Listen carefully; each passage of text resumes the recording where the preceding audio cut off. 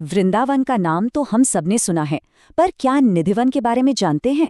श्री कृष्ण जन्मभूमि के पास ही एक ऐसा जंगल है जो रहस्यों से घिरा हुआ है। इसे निधिवन कहते हैं। कहते हैं ये दुनिया के उन गिनी चुनी जगहों में से है जहां हर रात कुछ ऐसा होता है जिसे समझने में बड़े बड़ों का तर्क भी जवाब दे जाता है। तो सवाल ये उठता है कि क्या होता है जब हजारों साल पुरानी किसी मान्यता को आज के विज्ञान और टेक्नोलॉजी से परखा जाए। आज हम इसी की पड़ताल करने वाले हैं।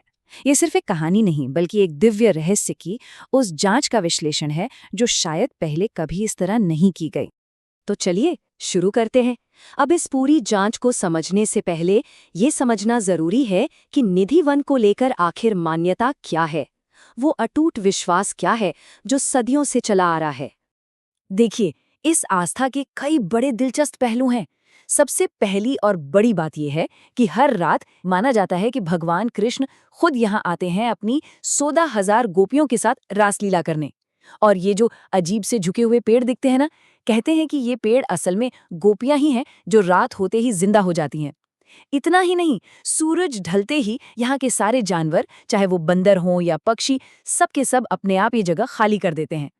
और सबसे चौंकाने वाली बात, रात में किसी भी इंसान को यहाँ रुकने की इजाजत नहीं है।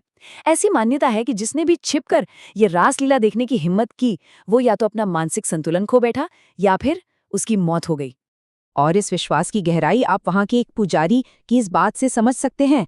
वो कहते हैं ये भगवान की भूमि है, अगर भगवान यहाँ नहीं आएंगे तो दुनिया कहाँ से आएगी। मतलब उनके लिए ये कोई कहानी नहीं बल्कि एक जीती जागती सच्चाई है। अब इस दिव्य घटना का एक सबूत भी है जो हर सुबह मिलता है। निधिवन के अंदर एक छोटा सा कमरा है जिसे रंग महल कहते हैं। रोज शाम को आरती के बाद इस कमरे में एक बिस्तर सजाया जाता है, कुछ प्रसाद रखा जाता है जैसे लड्डू, पान, एक दातून और एक लोटे में पानी, और फिर कमरे पर 7 ताले लगा दिए जाते हैं। लेकिन जब सुबह ये ताले खुलते हैं तो अंदर का नज़ारा हैरान कर देने वाला होता है। बिस्तर पर सिलवटें होती हैं, लड्डू आधा खाया हुआ, दातून चबाई हुई और लोटे का पानी बिखरा हुआ मिलता है। और ठीक यहीं से इस कहानी में एक नया मोड़ आता है।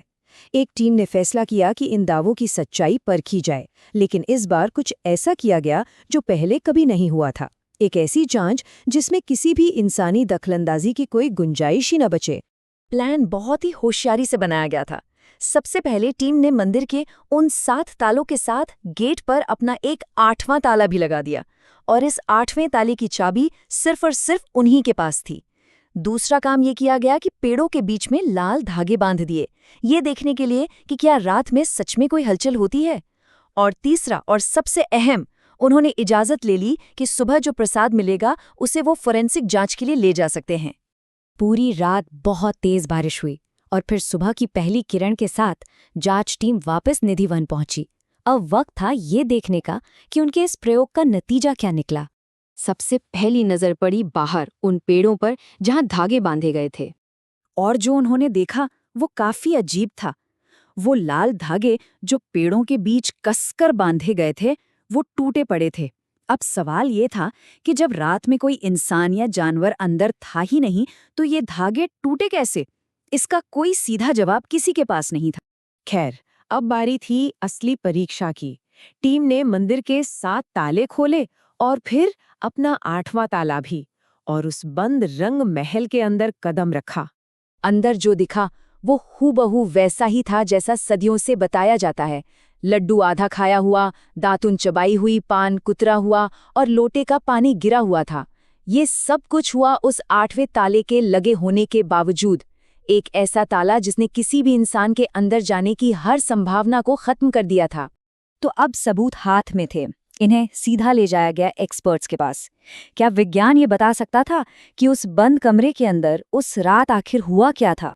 तो देखिए, एक्सपर्ट्स ने क्या बताया। पेड़ों के बारे में बॉटनी के जानकारों ने कहा कि ये पीलू नाम के पेड़ हैं और इनकी बनावट ही ऐसी होती है कि ये नीचे की तरफ झुकते हैं।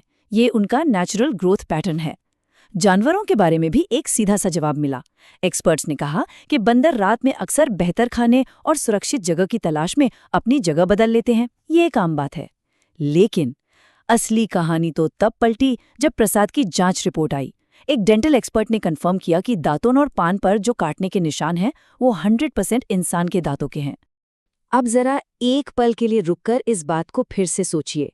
जिस जगह पर इंसानी मौजूदगी के सबूत मिले, वो 8 तालों के पीछे बंद थीं और 8वें ताले की चाबी जांच करने वाले की अपनी जेब में थी।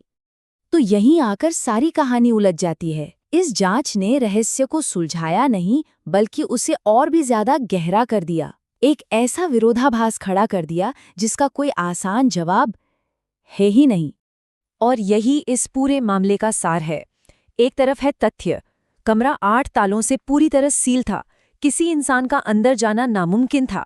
और दूसरी तरफ है सबूत।